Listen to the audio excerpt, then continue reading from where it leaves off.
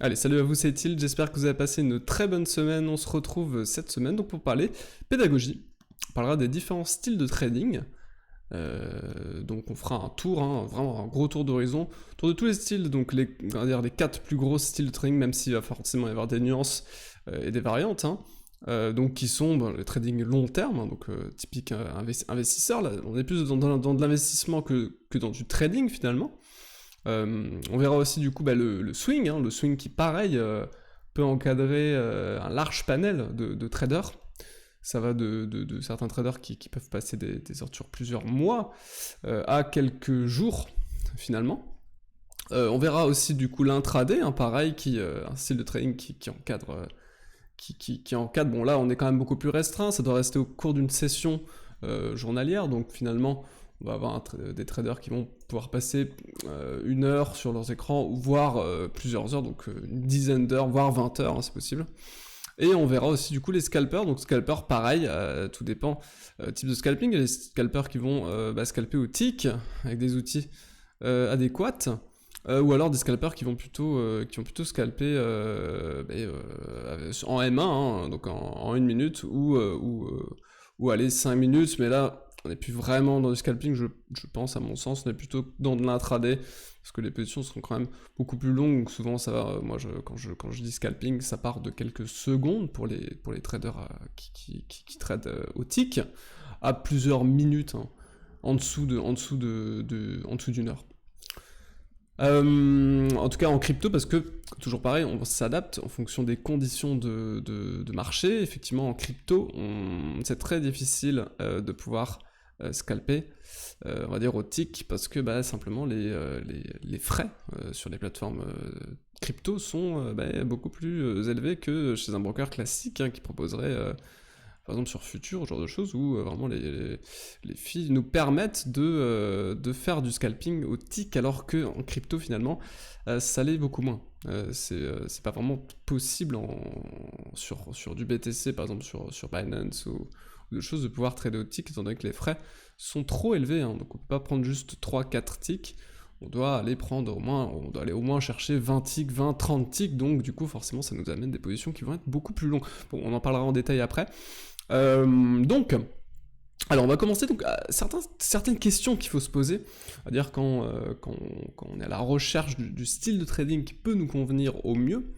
Alors la question numéro 1 que j'ai notée ici, donc c'est quel type de trader vous êtes. Donc, est-ce que vous êtes relativement offensif ou défensif, c'est-à-dire est-ce que votre aversion au risque va être élevée ou faible, c'est-à-dire que dans des positions, donc est-ce que vous êtes capable de supporter des positions qui sont plutôt lourdes ou non, est-ce que vous préférez avoir des positions qui vont plutôt être légères, donc des positions qui vont démarrer de manière légère par exemple, typique swinger, que justement rentrer avec des positions lourdes comme un scalper qui va forcément avoir un risque au moment T qui va être supérieur à un trader qui va lisser très souvent ses positions et qui va du coup monter des positions au fur et à mesure du temps, comme par exemple quelqu'un qui veut faire de l'investissement, qui va rentrer au fur et à mesure, où là vraiment le risque au final en termes de psychologie est très faible, étant donné que ça va prendre beaucoup de temps, il va falloir faire quelques check-up sur le compte à intervalles réguliers, mais tous les mois, ce genre de choses, alors que finalement un scalper, on est dans une psychologie qui est relativement autre. Alors offensif, défensif, ça va aussi comprendre le positionnement du trader, un positionnement offensif, donc un positionnement offensif en termes de trading dans l'order book, c'est des entrées au market, et un positionnement défensif, voire du coup passif, comme on appelle, c'est simplement les ordres limites qui vont être posés sur l'order book. Donc du coup il y a plusieurs styles de trading, là on va pas forcément aller aujourd'hui dans le détail, c'est-à-dire dans la recherche de la stratégie qui est adaptée en fonction du style, proprement parler, offensif ou défensif, mais ça reste quand même intéressant pour justement choisir son style de trading hors stratégie. Par exemple, typiquement, en termes de stratégie, quelqu'un qui va être offensif, donc quelqu'un qui va rentrer au marché, c'est très souvent des personnes qui vont jouer des breaks. C'est-à-dire que très souvent, on va avoir un pullback suite à un break qui va être relativement rapide, tout dépend l'unité de temps sur laquelle vous tradez, comme d'habitude. Mais souvent, oui, effectivement, on a des ordres limites qui sont posés sur pullback, mais des fois, on n'y va pas forcément, on va pas chercher. Donc là, il faut rentrer il faut rentrer offensivement dans le marché. Est-ce que vous êtes capable de faire ce genre de choses, ou vous préférez toujours rester, entre guillemets, passif sur le marché, vous préférez attendre que le cours vienne filer vos positions? Donc ça, c'est une première question à se poser. Ensuite, est-ce que vous êtes de nature patiente ou impatiente? Donc ça, c'est quand même une question qui est très importante. En trading de base, il faut être patient. Donc ça, c'est quand même un critère qui est important pour un trader. Il faut apprendre la patience.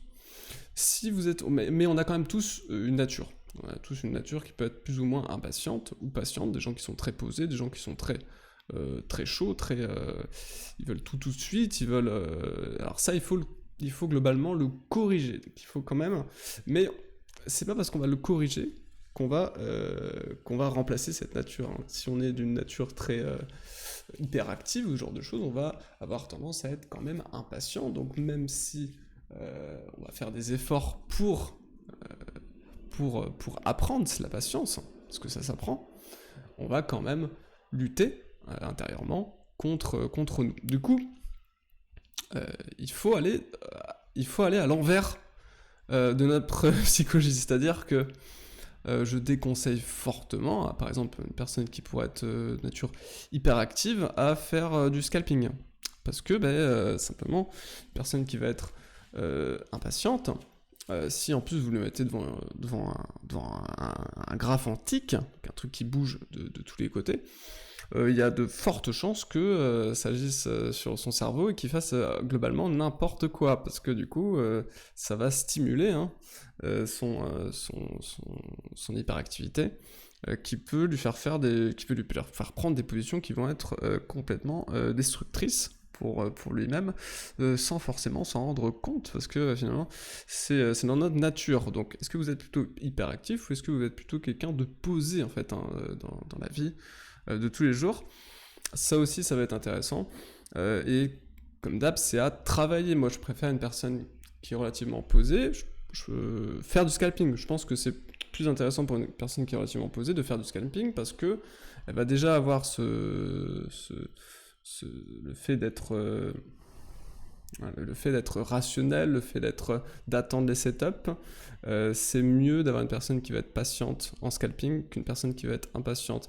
Contrario, si vous êtes impatient, il est beaucoup plus intéressant du coup de partir sur un type de trading qui va être beaucoup plus lent, pour justement travailler sur cette patience et justement apprendre en fait cette patience. Donc c'est-à-dire que si vous êtes patient, la psychologie, enfin l'idéal pour vous serait plutôt d'aller vers des unités de temps inférieures, qui vont du coup là où vous allez être meilleur que justement les gens qui seraient impatients, qui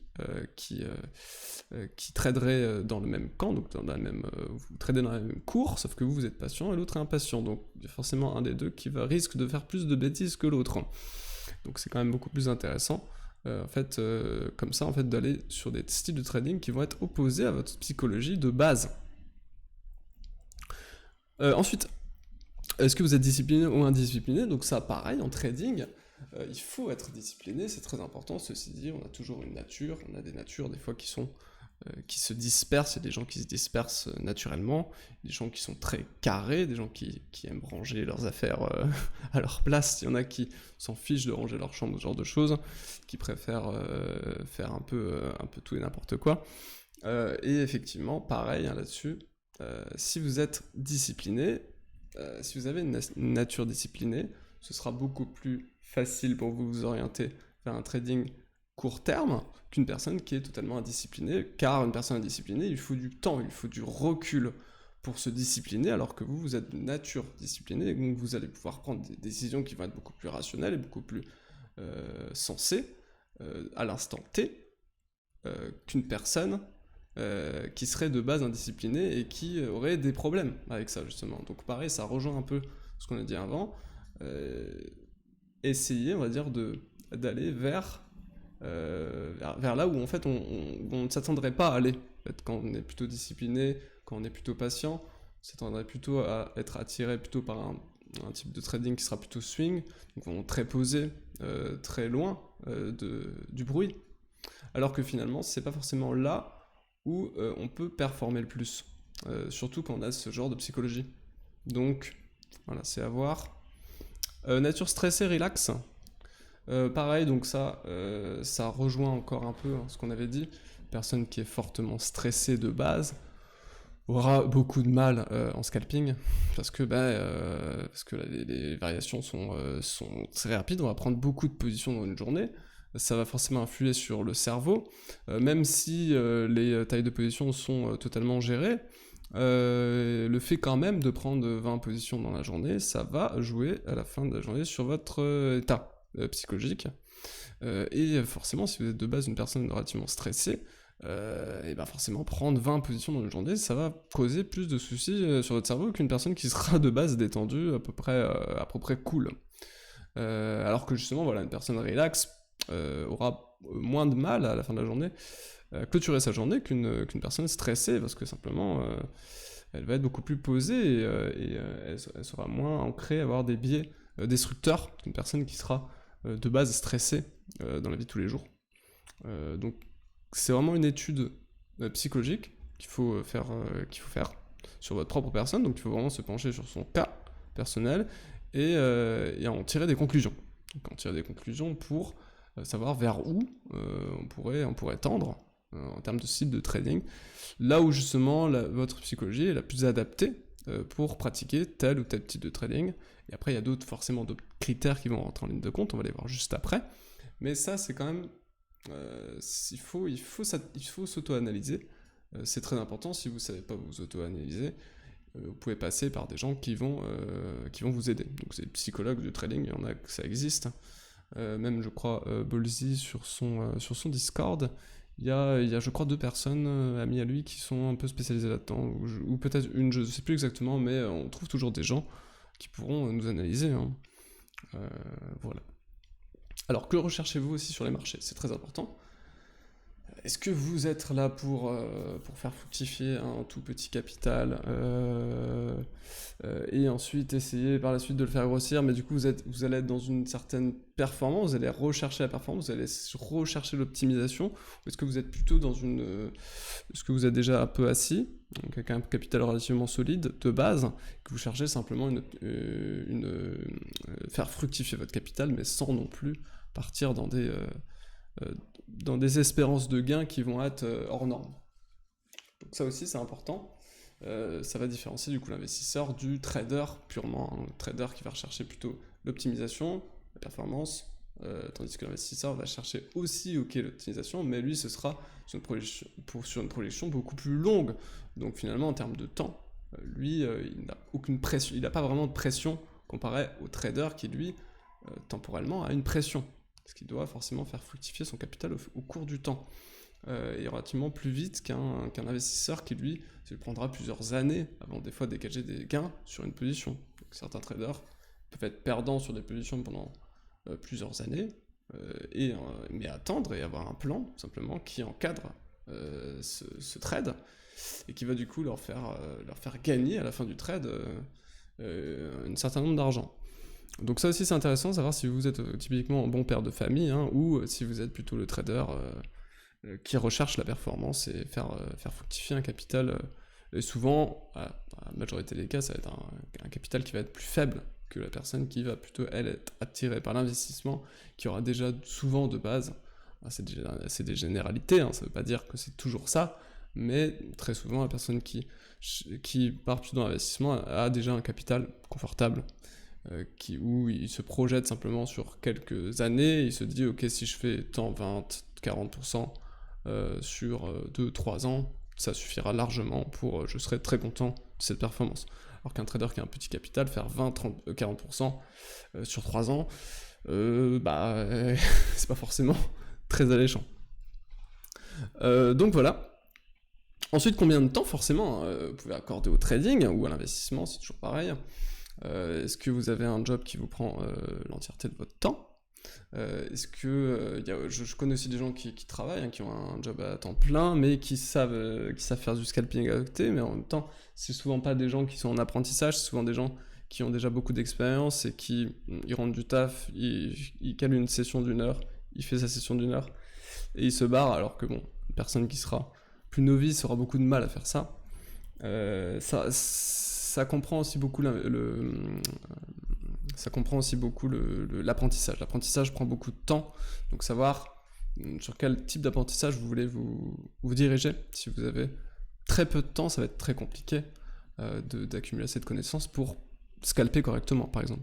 Alors que finalement, pour de l'investissement, voilà, pour une personne qui a un travail à temps plein à côté, qui a très peu de temps à accorder au trading ou au marché, simplement, ça va être beaucoup mieux ici de s'orienter sur un suivi de portefeuille qui va se faire tous les mois, voire tous les 3 mois pour certaines personnes qui ont une vision très longue. Donc, avoir quel temps vous souhaitez accorder au trading, ça c'est aussi forcément très important, mais ça vient après. C'est une question qui vient quand même après la psychologie, étant donné qu'il ne faut pas forcément s'orienter. Il ne faut pas forcément s'orienter sur un trading. Par exemple, j'ai très peu de temps, mais ma psychologie, moi je veux faire du scalping, je sais que je sais faire du scalping, donc ça m'embête parce que j'ai un taf à côté et je peux pas faire trop de scalping dans la journée et du coup c'est embêtant, donc je vais plutôt m'orienter sur du swing. C'est pas forcément très intelligent de faire ça, donc à la limite peut-être ne pas trader simplement, hein. C'est aussi, c'est aussi une option, hein. Le choix de ne pas s'orienter sur les marchés, c'est aussi une option. C'est pas qu'une option, c'est aussi un vrai choix. Donc, il faut pas forcément se dire, ok, j'ai ce temps-là, donc je vais m'orienter sur ce type de trading. Non, il faut que ce soit en raccord avec votre psychologie, votre aversion au risque, etc., etc. Tous les points qu'on a vus avant. Donc, ça aussi, c'est important de pas se borner et se dire, tac, vu que j'ai que ça comme temps, je vais forcément partir sur ce type de trading. Non, c'est pas forcément ce qui va vous convenir en termes de psychologie. Peut-être que le seul choix à l'heure actuelle maintenant, c'est de ne pas toucher au marché. C'est aussi un choix, un vrai choix. Voilà. Et forcément, du coup, quel est votre niveau d'expérience sur les marchés? Évidemment, ça c'est logique. Faire du scalping, par exemple, je reprends un peu toujours ça, faire du scalping, c'est quand même, ça demande un degré d'expérience en trading qui va être quand même supérieur à une personne qui va faire du swing ou à la limite de l'intraday. Ça va être, parce qu'en fait, simplement les outils qu'on utilise dans le scalping sont juste un peu plus complexes que ce qu'on peut trouver en système viable qui fonctionne très bien sur de l'intra ou du swing. Va être quand même plus complexe parce qu'il faut globalement plus d'infos. En tout cas, si on veut utiliser les outils de scalper pro, c'est clairement un job, hein. Il faut utiliser les outils pour trader comme eux, et effectivement là ça prend du temps, hein, ça prend beaucoup de temps, il y a beaucoup de choses à voir, que ce soit en termes de pattern d'order flow, que ce soit en termes de volume profile, market profile. Il faut aussi forcément savoir lire des charts pour faire son contexte. On va le voir ça un peu en détail après, donc c'est à dire que là, ce qui va suivre, la vidéo après, hein, par la suite, ce sera simplement mon cas personnel, donc simplement mes types de stratégies en fonction des types de trading. Vous allez voir que en fait ça va varier, ça va beaucoup varier, on va souvent se retrouver dans une stratégie qui va être relativement complexe sur du scalping, encore assez complexe mais moins sur de l'intraday, encore moins sur du swing, où là on va vraiment on aura moins d'infos, on aura besoin de moins d'infos pour tirer des trades performants, et là sur du long terme, là on aura quasiment besoin de rien finalement, un prix, une moyenne, et puis globalement c'est tout. Après c'est juste des indicateurs un peu exotiques au choix, mais voilà, plus on dézoome les UT, plus on va se retrouver sur des charts qui vont être globalement plus lisses. Bon, c'est mon cas personnel.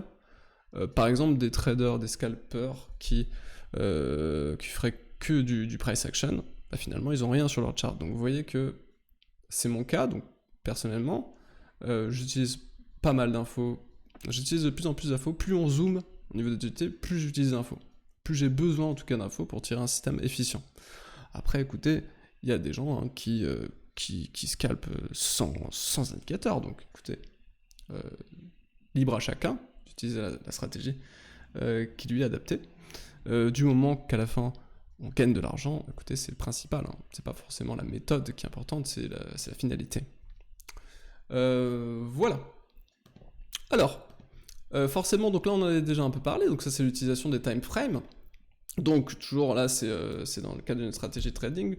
J'avais fait une vidéo sur ma stratégie de trading, donc sur comment dresser une stratégie de trading viable sur la chaîne de la baleine. Et en gros du coup j'avais forcément parlé de l'utilisation des time frames en étau, donc vraiment partir d'un contexte et ensuite zoomer jusqu'à l'entrée en position. Forcément ça va comprendre plusieurs unités de temps. Donc là en référence, hein, j'ai pris quelques références au niveau du long terme, donc on utilise, enfin moi personnellement je vais plutôt utiliser partir d'un contexte, donc d'une unité annuelle, hein, avec par exemple indicateurs du style point pivot annuel, qui sont très intéressants pour du long terme, donc de l'annuel, du monthly, donc du mensuel, de l'hebdomadaire, souvent de l'entrée en hebdomadaire sur du long terme, ça suffit largement. Il y en a qui des fois zooment en daily, mais je pense pas que ce soit forcément... en fait, tout dépend. Hein. Si pour vous, du long terme, c'est du 3 mois, ok, on peut rentrer en daily. Pour moi, c'est passé un an. Donc, pour moi, plus d'un an, c'est du long terme. Après, chacun va midi à sa porte. Il y a des débats sur ça. J'ai lu beaucoup de bouquins où les mecs se tapent dessus en disant non, moi, du long terme, c'est passé 4 ans. L'autre, il dit non, du swing, c'est... Enfin, bref. C'est pas très clair. c'est pas super clair, en tout cas. Les méthodes de trading, c'est simplement en fonction du trader, mais globalement, on s'entend à dire que de passer 6 mois à 1 an, au-dessus de ça, on reste quand même plutôt sur du long terme que l'inverse. Donc voilà, là ça va être plutôt une entrée weekly hein, pour du long terme. Sur du swing, on aura plutôt un contexte monthly, pour voir du coup là, au moins la bougie mensuelle, hein, ce que donne la bougie mensuelle, hein, parce que c'est quand même des informations qui sont relativement importantes si on est sur du swing. Du weekly, donc affinage en weekly, et une entrée donc en daily, bah, ça dépend encore, hein, si on a un trader qui va swinger sur 3 mois, ben écoutez, une entrée en weekly c'est bon, sur 1 à 3 mois, une personne qui va swing sur 15 jours, 1 mois, ben, en H4 ça fonctionne très bien, et une personne qui swing sur plusieurs jours, parce que c'est à la base du swing c'est ça, c'est passer un jour, hein, donc 2, 3, 4, à partir de 3-4 jours c'est bon. Et là, effectivement, du H1, ça suffit largement. Donc pareil, hein, là, c'est vaste. C'est vaste. Hein. C'est relativement vaste, donc ça, c'est à vous de voir. C'est à vous de voir. Là, c'est vraiment une expérience personnelle hein, là-dessus. Je ne pourrais pas vous dire, ok, rentre en daily, rentre en H4, rentre en H1, ça dépend de vous. Hein, ça dépend de vous. Et puis de votre setup. Hein, le setup, vous avez backtesté vous-même. Hein, quel setup vous avez backtest, hein, finalement. Mais globalement, on va s'orienter là-dedans. On est à peu près dans ce cadre. Ensuite de l'intraday, donc en contexte H4, moi c'est mon cas en tout cas personnel, en contexte H4, H1 et entrée M15 voire M5 sur un affinage M5. Donc pareil, un intraday ça va être de plusieurs minutes à plusieurs heures, durant que ça dure 24 heures, ça peut même des fois déborder sur un peu plus d'une journée. Tout dépend si vous êtes si vous êtes sur du marché qui coupe, donc à la fin de la journée, si vous allez devoir subir une position overnight ou pas. Sur la crypto, on a la chance de ne pas l'avoir, donc ça peut se faire. Pour certains traders, par exemple, qui tradent pour des fonds, là par contre, non, à la fin de la journée, il faut qu'il ait clôturé sa position, donc là, il va falloir avoir un système qui permette, dans 95% des cas, de pouvoir sortir, pouvoir arriver à target avant la fin de la journée, donc forcément, ça va réduire un peu, et là, on va plutôt se diriger sur du 5 minutes en entrée. Donc voilà, alors que le M15, lui, peut déborder sur 2 jours, c'est possible. Et ensuite, le scalping, qui du coup en contexte H1 fait très largement le travail. Gros contexte, hein, vraiment c'est la vue d'ensemble, hein, contexte H1. M15 en affinage et M1 pour l'entrée. Donc M1 pour l'entrée, oui, donc ça va être des positions qui vont être sur plusieurs minutes. Donc ça va aller de 5 à 30 minutes en gros. Pour voilà, du petit scalping, ce qui n'est pas réellement du scalping, on reste quand même plus dans de l'intra ici, mais là c'est le scalping, on va dire crypto. Parce que le vrai scalping qu'on peut faire ailleurs sur du pétrole, sur ce genre de choses, là par exemple ça va être au tick, hein. Par contre ce sera au tick, et là on prendra 3 ticks, donc ça veut dire que ce sera des trades qui se feront dans la majorité des cas sur quelques secondes, hein, ou alors quelques minutes quand même, on a quand même certaines positions qui vont durer forcément quelques minutes, mais aller chercher 3 ticks, hein, pour un scalper pro, c'est quelques secondes, hein.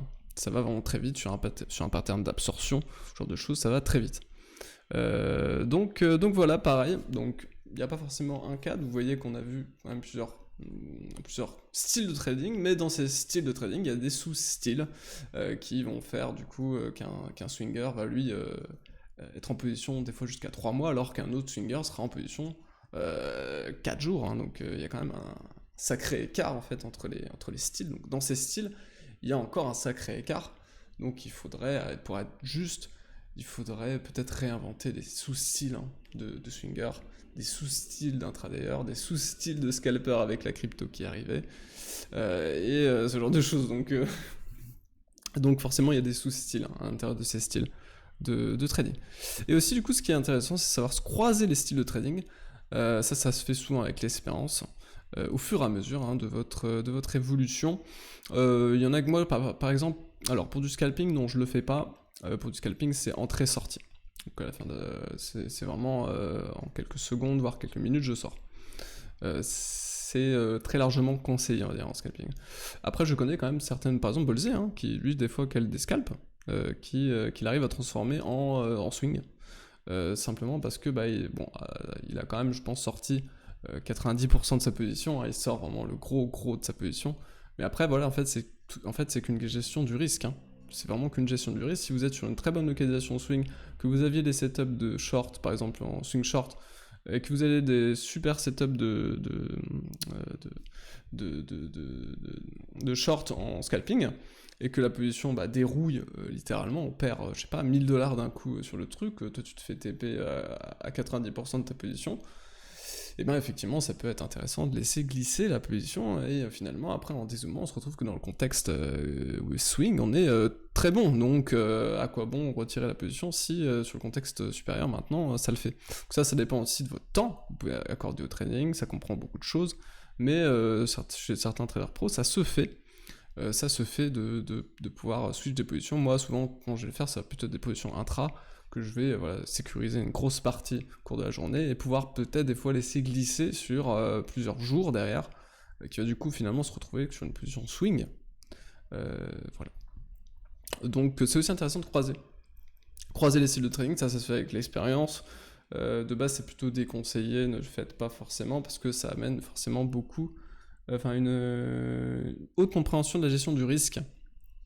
Et vu qu'il va falloir là recalculer tout, en fait, hein. Il va falloir rentrer dans les clous de chaque style, et donc il faut pas commencer à, je sais pas, vous êtes en scalping, tu tapez la moitié de ta position, tu te retrouves avec une position qui est en règle générale 3 fois supérieure à ce que tu prends sur un swing, et là tu décides de la garder en swing, donc là forcément, non ça va pas, ça rentre pas dans ton cadre de swing, donc la gestion du risque n'est pas adaptée à un swing, donc forcément derrière si tu prends une belle perte, c'est ta faute, hein. Il fallait respecter ton plan swing, étant donné que là on n'est plus sur une position scalping, on est sur une position swing, donc clairement la gestion du risque, hein, est ultra importante si vous voulez croiser les styles. Ok, allez, on est parti, donc là on va rentrer dans le concret. Donc dans le concret, là on est sur Bookmap. Donc Bookmap, là c'est pour du scalping. Donc là on va repartir, on va faire l'inverse, on était parti du long terme pour aller jusqu'au scalping, là on va partir du scalping pour partir jusqu'au long terme. Donc le scalping, j'avais dit, en tout cas moi personnellement, en tout cas les outils de scalper qui sont entre guillemets les plus utilisés, hein, hormis le price action, dès qu'on utilise des indicateurs, plutôt s'orienter du coup sur des plateformes d'order flow, donc type ExoChart. On va utiliser aussi forcément Bookmap. Là on est sur Bookmap, donc clairement on est au tick ici, on va chercher. Alors je vais pas vous faire un tuto sur Bookmap, loin de là c'est juste pour présenter de manière très globale les outils, on va dire, que je vais pouvoir utiliser pour les différents styles, pour mes propres différents styles de trading. Donc là on est sur Bookmap, on est sur un chart en tick, avec forcément vous voyez des walls rouges, des walls jaunes, etc. Donc ça c'est simplement la hauteur des walls, donc ce degré de volumique des walls qui vont être faits. Donc on va pas parler de patterns pareil, mais il faut les connaître. Donc, donc le front run, les patterns de réjection, les patterns d'absorption, les patterns de reverse. Enfin, il y a beaucoup de patterns de l'opening reversal, ce genre de choses. Il y a beaucoup de patterns à apprendre en order flow au niveau du trading en tick, qui sont largement repérables. C'est très visuel. Bookmap, c'est très fort pour ça. Il faut vraiment une machine de guerre pour faire tourner ce truc, mais c'est très fort. Par contre là forcément on va plutôt s'orienter sur un trading type futur, sur traditionnel, parce que là sur trader au tick sur la crypto, c'est chaud. C'est très chaud parce qu'on va aller chercher 20 ticks. Mais cet outil est vraiment très puissant pour aller chercher quelques ticks, c'est vraiment un outil de sniper. Donc vraiment si on veut optimiser ça, il faudrait pouvoir prendre des positions et clôturer tout sur 3 ticks, ce qui n'est pas faisable sur de la crypto. Donc écoutez, c'est pas vraiment tellement abordable pour de la crypto ici, mais j'utilise quand même des fois de temps en temps pour voir un peu l'évolution du cours. À très court terme, surtout sur l'impact sur les walls, ce genre de choses. C'est très intéressant aussi de détecter les manipulations.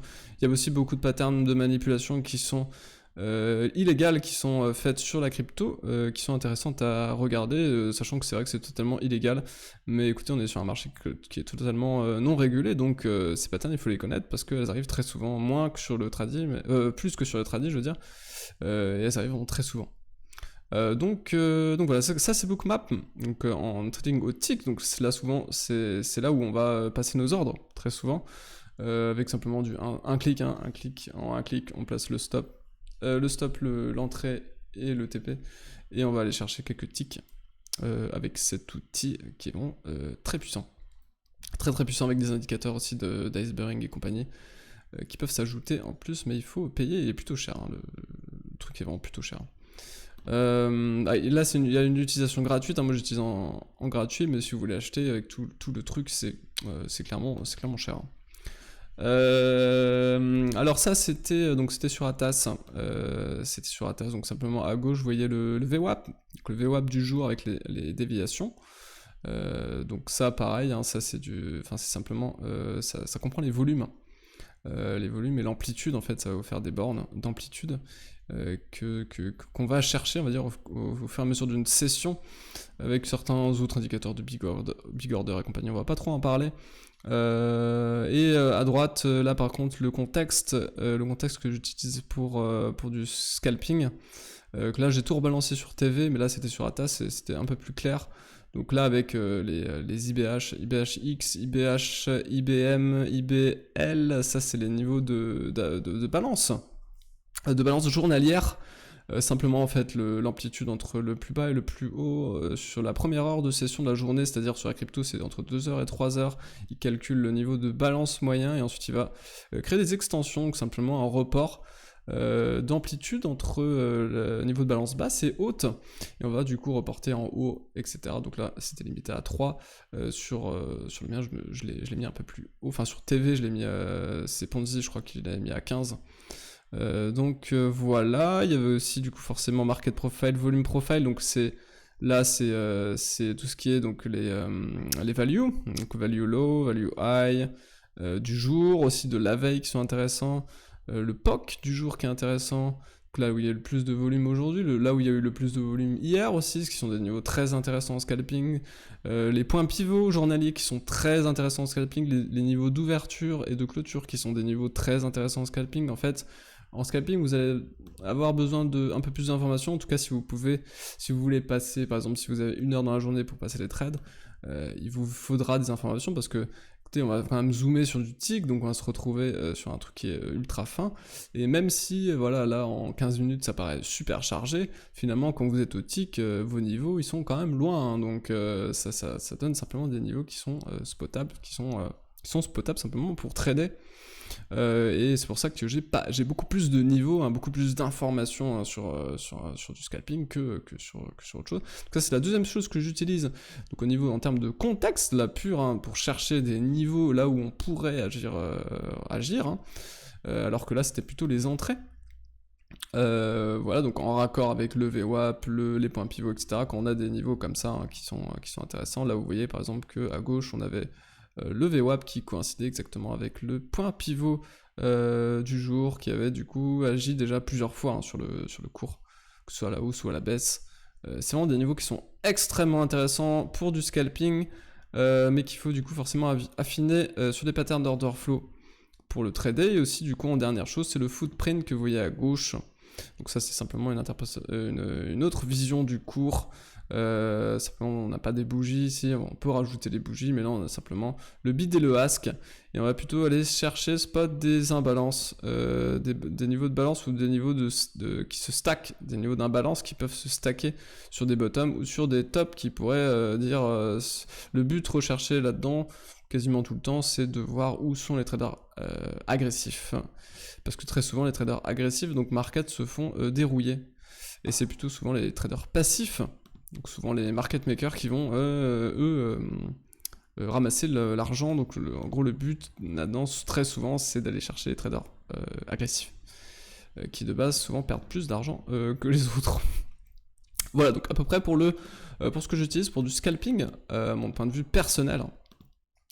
Voilà, donc là en termes de contexte, hein, ici, et en termes d'entrée.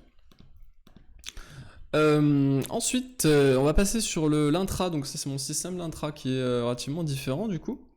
Donc j'ai gardé quand même mes niveaux donc de balance journalière, qui sont plutôt intéressants. En fait, ça me rajoute simplement des niveaux pour pouvoir rentrer en position. C'est juste, j'ai besoin de ces niveaux pour pouvoir avoir des niveaux en plus pour pouvoir rentrer en position. Très souvent c'est relativement fort.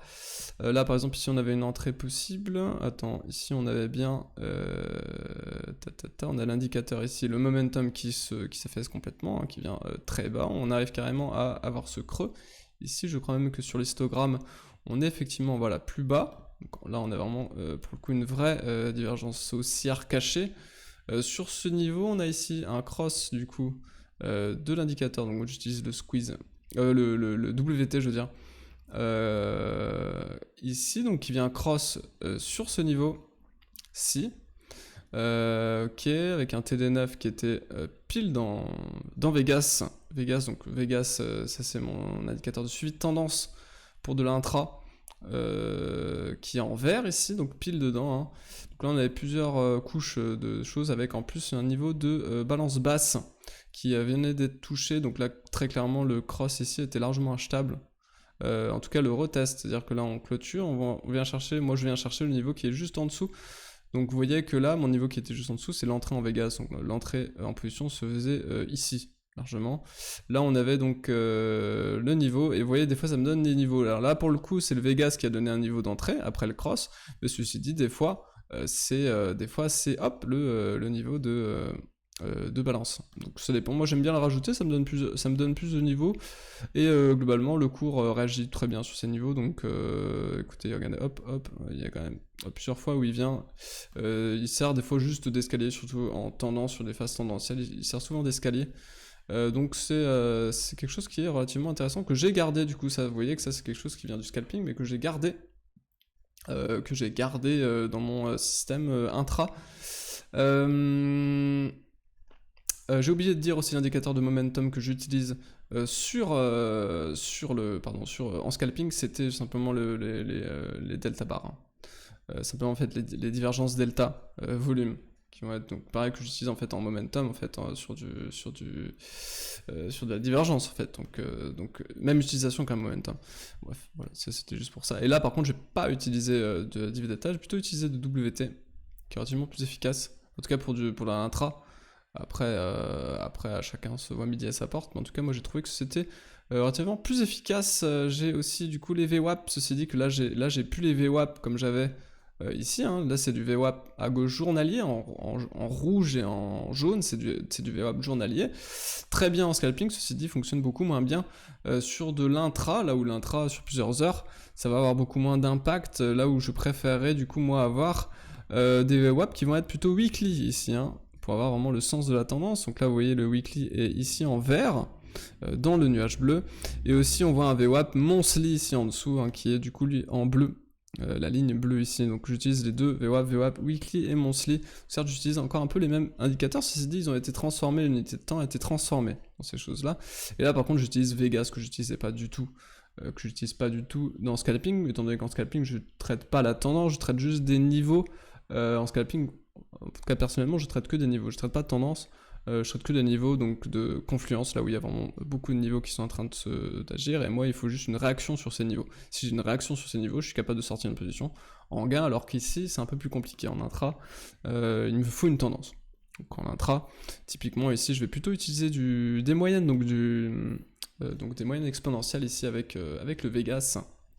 Le Vegas qui va être tout à fait intéressant, que j'ai ici en multi-time frame, qui me permet d'avoir une vision d'ensemble entre du coup le H4, hein, le Vegas qui va être du coup rouge ici en dessous, le Vegas H1 qui va être en bleu, et le Vegas M15, là où je prendrai 95% de mes positions. Ce sera évidemment dans le nuage M15, étant donné que je suis en intra, enfin je suis sur des positions relativement intra. Donc je prendrais quasiment 95% des positions sur ça. Et après indicateur forcément exotique qui des fois me permet de rentrer en position relativement agressivement sans forcément attendre un cross du WT. C'est la seule chose qui me permet de faire ça, c'est le setup TD9. Qui est des fois est très intéressant, surtout sur des niveaux, typiquement un peu ici, il aurait potentiellement été prenable, étant donné qu'ici on était déjà, je pense, en cours, on va voir ici, on était déjà en cours de divergence haussière cachée, plus on avait du coup ce niveau de balance basse, qui rentrait pile poil quasiment sur la clôture de cette bougie. On avait aussi un gros ravalement sur cette bougie précédente, avec une grosse mèche, plus le niveau de balance basse qu'on n'a pas réussi à passer, au sein de Vegas M15, donc là il était aussi potentiellement prenable, ceci dit. Je l'aurais pas pris, je pense pas. Pour que je prenne le setup T9, il faut vraiment le setup Titanium, là où je suis vraiment sûr que quasiment sûr que ça va rebondir. Ici je préférerais rentrer simplement sur confirmation, on attend que la tendance se retourne, j'attends un cross de l'indicateur, je rentre sur le premier support après le cross. Donc voilà à peu près pour la présentation de mon setup intra. Donc vous voyez que j'utilise quand même qu'une unité, mais c'est simplement parce que j'ai le luxe d'avoir plusieurs indicateurs qui me permettent d'avoir une vision sur les indicateurs du dessus. Donc simplement je sais, j'ai une vision sur le H1, ici j'ai une vision sur le H4 ici en dessous, plus bas sur le nuage rouge, j'ai une vision sur l'H4, j'ai une vision sur le VWAP weekly et VWAP monthly, donc ça me permet largement de pouvoir backtester ça comme ça. C'est beaucoup plus facile, on va dire, de backtester quelque chose sur une unité que, en tout cas quand j'ai voulu backtester, que sur 3, parce que là du coup ça prend beaucoup plus de temps forcément. Donc voilà pour l'intra. Le swing là où je vais du coup, alors là ça va être relativement pareil en fait, mon setup de swing va être quasiment similaire à mon setup d'intra. J'utiliserai toujours les mêmes choses, on pourrait quand même virer le nuage M15 ici, je pourrais le virer. Là je l'ai laissé mais je pourrais le virer, c'est juste que j'ai l'habitude, mais je pourrais le virer, je l'utilise plus. Je vais utiliser simplement du bleu, donc du H1 qui va être intéressant, pareil avec les mêmes types je vais plutôt trader des divergences cachées dans haussière cachée ou baissière cachée, vu que je préfère trader dans la tendance, étant donné que ces indicateurs là sont des indicateurs tendanciels. Et donc du coup forcément je vais aussi rentrer dans le contexte H4 qui est relativement intéressant, alors, surtout sur BTC et sur le Vegas qui ont un très haut taux de réussite, cas dans le sens de la tendance sur Vegas H4, avec pareil toujours des divergences cachées. Par exemple on a un cas je crois ici où là effectivement vous voyez que l'indicateur s'est bien effondré. Ici on était plus haut, donc ici on avait bien effectivement une divergence haussière cachée sur ce niveau. Donc en cours, hein, on attend le cross du H4, on rentre sur support. Donc le cross du H4 qui était simplement ici, on rentre sur support. Le premier support était ce on pourrait carrément partir sur un ordre sur le bas de Vegas. Si on était un peu plus agressif, on aurait pu partir directement sur quasiment le niveau de clôture, parce que là on avait effectivement cette moyenne au centre du Vegas qui pourrait plus servir de support.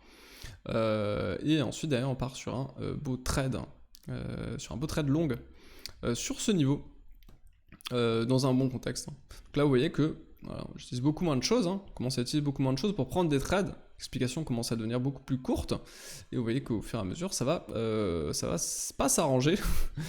ça va s'arranger parce que ici voilà, donc là on est plutôt sur du long terme, hein. Ouais, sur du moyen long terme ici, hein. Ici c'est quand même une position sur plusieurs mois. Ici on est quand même sur du 1, 2, 3, 4, 5, 6 mois qui peut partir quasiment sur un an de position, hein, si on va peut-être chercher là-haut, hein, à terme. Donc ici clairement je vais utiliser beaucoup plus d'HP. Donc ici sur du gros swing voire long terme, je vais utiliser beaucoup plus d'HP. Donc d'harmonic pattern ici comme cadre. Ce que j'utilise pas du tout en intraday, pas du tout en scalping, par contre que je vais très souvent utiliser dès que je les vois sur des UT long terme. Tandis que sur des UT long terme, je préfère jouer certains reversals sur des UT long terme, je trouve beaucoup plus efficace quand il y a trop de bruit, où le bruit souvent vient chercher les stops assez facilement. Bon ici là, le truc était parfait, hein. On est vraiment chercher un niveau hop anciennement résistant qui est devenu maintenant support au sein de cette PRZ. Là c'était relativement efficace. Pareil en fait le zoom en daily nous permettait d'avoir un 13, un countdown en 13 sur TD9 qui nous donnait le bottom, donc qui nous donnait notre signal d'entrée à l'intérieur de cette PRZ au niveau où on le voulait. Donc là c'était parfait, on pouvait rentrer en position. Donc là vous voyez que quelques tracés, quelques trendlines, un cadre avec les harmonic patterns, et globalement c'est tout. On peut utiliser, j'utilise aussi un peu des fois TD9, par exemple mon cas d'utilisation TD9, donc relativement simple ici, c'était sur avant Covid j'avais simplement backtesté un truc simple, c'était juste le fait que en fait on n'a jamais eu un crash sur le Dow Jones et le SP sans TD9 sur la tête. Donc là effectivement pour l'instant on n'avait pas de TD9 sur la tête, hein, sur ce niveau là. Par contre là on avait première fois TD9 sur la tête, donc on pouvait potentiellement avoir un sommet de marché.